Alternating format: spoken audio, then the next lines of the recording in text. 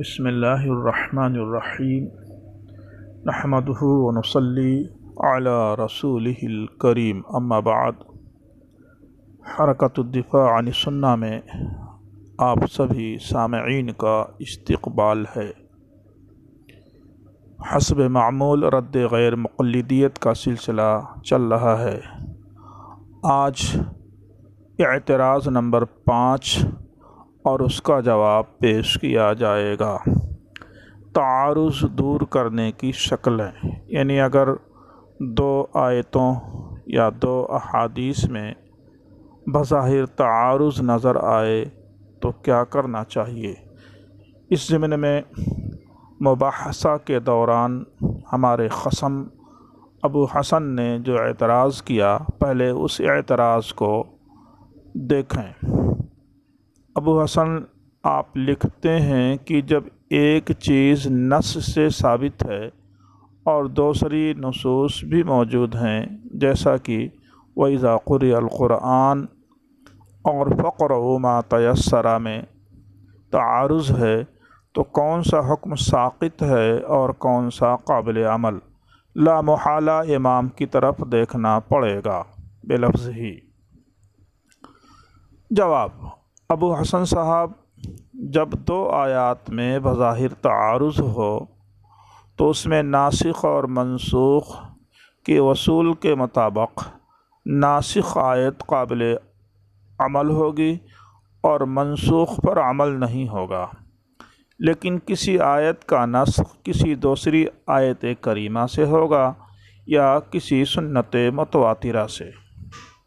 میں نے اس سے پہلے احناف رحمہم اللہ کا نقطۂ نظر بیان کیا تھا کہ احناف کے نزدیک سنت متواترہ اور مشہورہ سے آیت کا نسخ جائز ہے، لیکن اخبار آحاد سے کتاب اللہ کی کسی آیت کو منسوخ کرنا جائز نہیں۔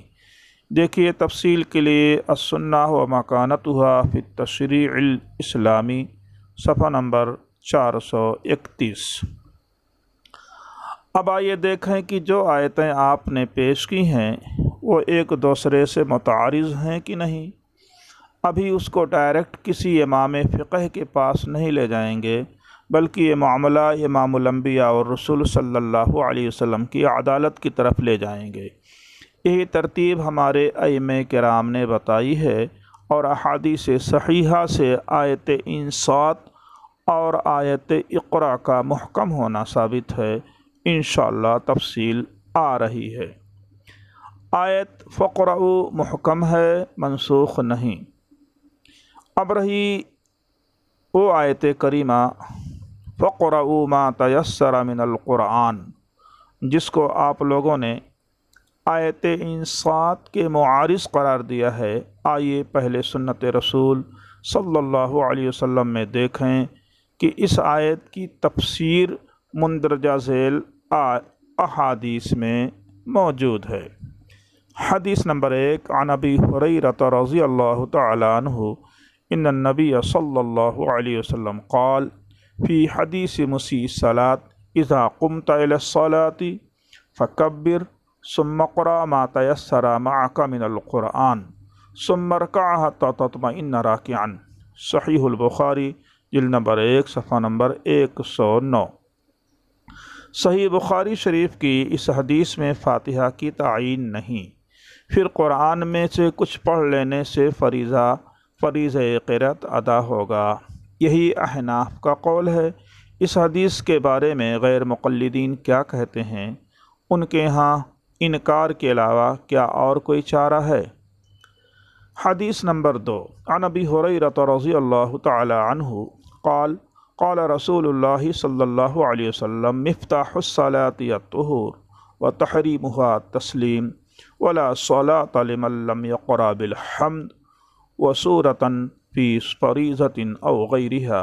جامع الترمذی، جلد نمبر 1، صفحہ نمبر 32۔ صححہ الالبانی، شیخ البانی نے اس حدیث کو صحیح قرار دیا ہے۔ حدیث کا ترجمہ ہے اس شخص کی نماز نہیں جو سورہ فاتحہ اور دوسری کوئی سورہ نہ پڑھے، نماز فرض ہو یا غیر فرض۔ اس حدیث سے معلوم ہوا کہ نماز فرض ہو یا کوئی اور نماز، اس میں سورہ فاتحہ اور ضم سورہ نہ کیا گیا تو نماز ادا نہ ہوگی۔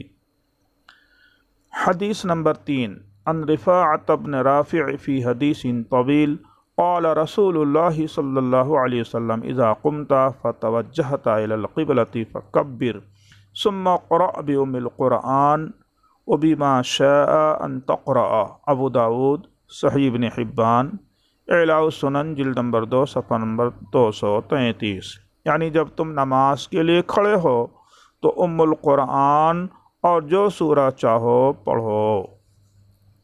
اس حدیث میں بھی سورہ فاتحہ کے ساتھ ضم سورہ کا ذکر ہے۔ اگر سورہ فاتحہ فرض ہے تو ضم سورہ فرض کیوں نہیں؟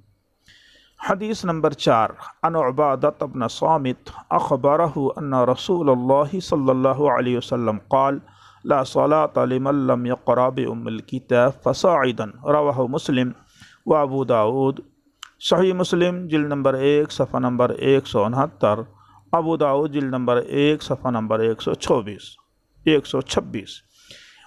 یعنی اس شخص کی نماز نہیں جس نے ام الکتاب اور مزید کسی سورہ یا آیت کی قرأت نہ کی ہو۔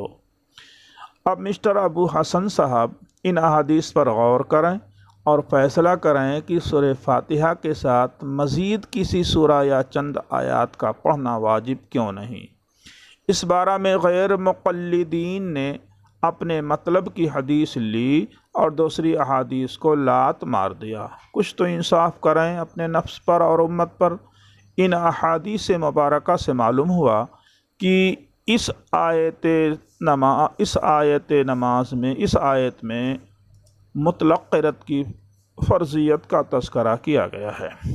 یہ آیت مطلقاً قرأت کی فرضیت کے لیے نازل ہوئی ہے۔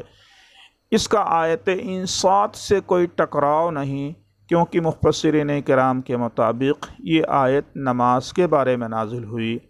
شیخ الاسلام علامہ ابن تیمیہ رحمہ اللہ نے امام احمد ابن حنبل سے اجماع نقل کیا ہے۔ تعارض کہاں ہے؟ اعتراض نمبر 6، آپ اس بات پر خوش ہو رہے ہیں کہ ابو رشید نور الانوار کے اصول و عبارت کے حوالے سے بے بس ہو گیا۔ جواب، ابو حسن صاحب، آپ اپنے موقف کی تائید کے لیے قرآن اور حدیث کو چھوڑ کر نور الانوار کا سہارا لے رہے ہیں۔ ہم نے کئی مرتبہ ذکر کیا کہ ہم ملا جیون کی اس عبارت بشرطے کہ آپ نے صحیح نقل کی ہو کہ اصول کے سے متفق ہیں، مگر 2 آیتوں کی مثال سے متفق نہیں، کیونکہ انہوں نے جن 2 آیتوں کو پیش کیا ہے وہ آپس میں معارض ہی نہیں ہیں۔ اس لیے ہم یہ کہہ سکتے ہیں کہ ملا جیون رحمہ اللہ نے اپنے اصل کی مثال دینے میں غلطی کا شکار ہوئے ہیں۔ یہ آپ لوگوں کے دل گردے کی بات ہے کہ ان کی تقلید میں ان 2 آیتوں کو چھوڑ رہے ہیں، اس کے باوجود بجائے سنت رسول صلی اللہ علیہ وسلم کی طرف آنے کے امام کی طرف آنے کی دعوت دے رہے ہیں۔ قرآن مجید کو کس طرح اپنا ماخذ مانتے ہیں؟ آپ لوگوں کا تیور کچھ اور اشارہ کر رہا ہے۔ جلوے بھی، مناظر بھی، محبت بھی، محبت بھی، مگر کیا آنکھوں پہ حجابات، زبانوں پہ ہیں تالے۔ آج کی مجلس کے لیے بس، انشاءاللہ یہ سلسلہ جاری رہے گا، انتظار فرمائیں اور ہمارے اس مباحثے کو اپنے دوست احباب تک پہنچانے کی پوری کوشش کریں تاکہ احناف کے تعلق سے پھیلائی جانے والی غلط فہمیوں کا ازالہ ہو سکے۔ وما توفیقی الا باللہ۔